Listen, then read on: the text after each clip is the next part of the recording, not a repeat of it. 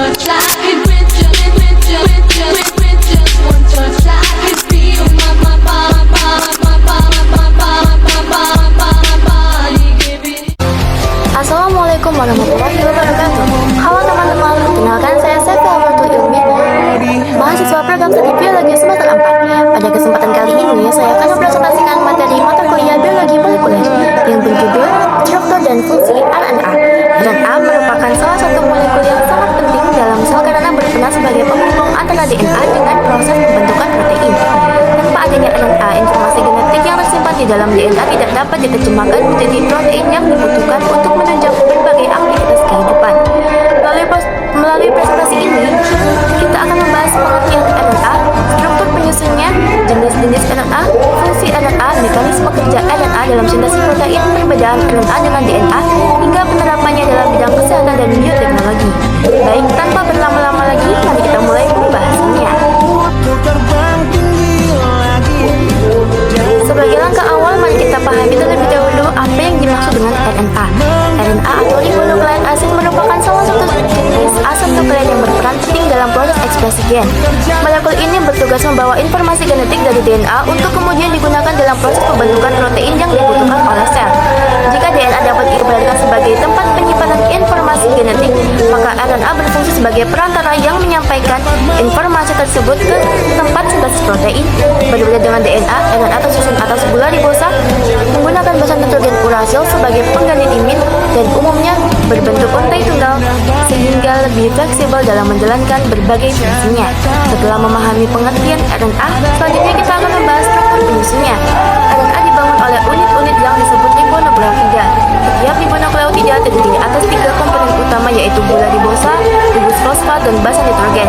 Gula ribosa merupakan gula berkarbon 5 yang menjadi salah satu ciri khas RNA. Gugus fosfat berfungsi menghubungkan antar nukleotida sehingga membentuk rantai RNA. Sementara itu, basan nitrogen pada RNA terdiri atas adenin, urasil, guanin, dan sitosin. Berbeda dengan DNA yang berbentuk heliks ganda, RNA pada umumnya hanya terdiri atas satu untai atau single stranded. Walaupun demikian, RNA dapat melipat membentuk struktur sekunder seperti hydrid atau spin loop yang berperan dalam menjaga stabilitas molekul sekaligus mendukung fungsi biologisnya. Setelah mengetahui struktur RNA, sekarang kita akan membahas jenis-jenis RNA.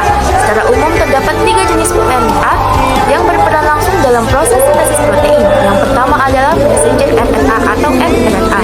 Molekul ini membawa informasi genetik dari DNA menuju ribosom yang dalam bentuk kodon yang nantinya akan diterjemahkan menjadi urutan asam amino. Yang kedua adalah transport RNA atau tRNA. RNA ini bertugas mengangkut asam amino menuju ribosom melalui antikodon yang dimilikinya. tRNA dapat mengenali kodon pada mRNA sehingga setiap asam amino ditempatkan pada posisi yang tepat. Jenis yang ketiga adalah ribosomal RNA atau rRNA. RNA ini merupakan komponen utama penyusun ribosom sekaligus berperan dalam mempercepat pembentukan ikatan peptida selama proses translasi. Selain ketiga jenis utama tersebut, terdapat pula RNA non-pengode seperti miRNA, siRNA, snRNA, dan lncRNA yang berfungsi mengatur ekspresi gen, membantu pemrosesan RNA, serta mempertahankan sel dari materi genetik asing. Selanjutnya mari kita bahas berbagai fungsi RNA di dalam sel. Fungsi utama RNA adalah membawa informasi genetik dari DNA menuju ribosom sebagai dasar pembentukan protein.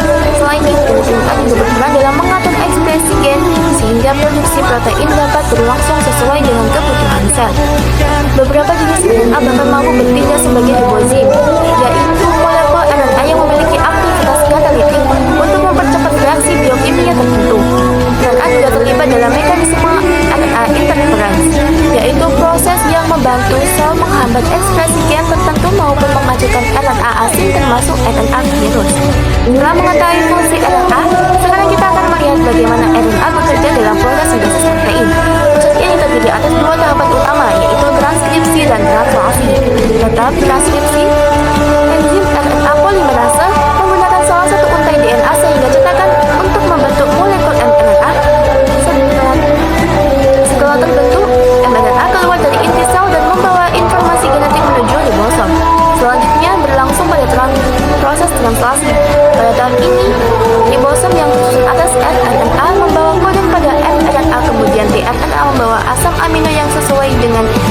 komponen tersebut.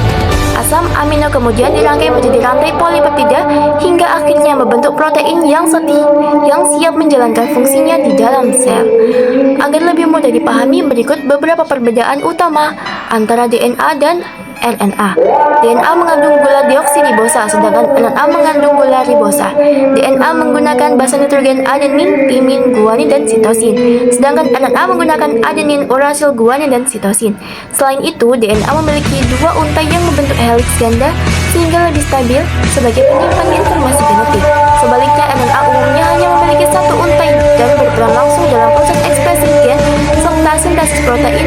Dari segi lokasi, DNA terutama berada di dalam inti sel, sedangkan RNA dapat ditemukan di inti sel maupun sitoplasma. Setelah memahami perbedaan DNA dan RNA, mari kita lihat bagaimana RNA dimanfaatkan dalam berbagai bidang. Salah satu contoh penerapan RNA yang paling dikenal adalah vaksin mRNA, yang bekerja dengan memberikan instruksi kepada sel untuk menghasilkan protein tertentu sehingga dapat memicu respons sistem kekebalan tubuh. Selain itu, RNA juga digunakan dalam diagnosis penyakit, terapi gen, pengembangan obat-obatan, rekayasa genetika, dan berbagai penelitian biologi molekuler serta bioteknologi modern. Sebagai penutup, dapat disimpulkan bahwa RNA merupakan molekul asam nukleat yang memiliki peran sangat penting dalam proses ekspresi informasi genetik dan sintesis protein.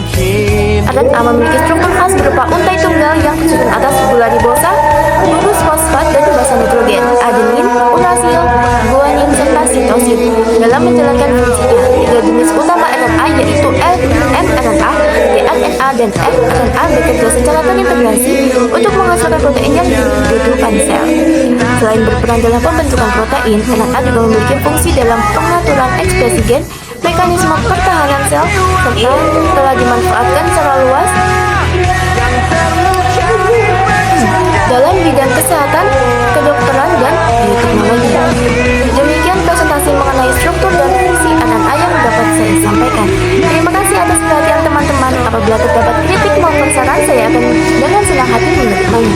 Sampai bertemu pada kesempatan berikutnya. Tetap semangat belajar dan semoga ilmu yang kita pelajari hari ini dapat bermanfaat. Wassalamualaikum warahmatullahi wabarakatuh.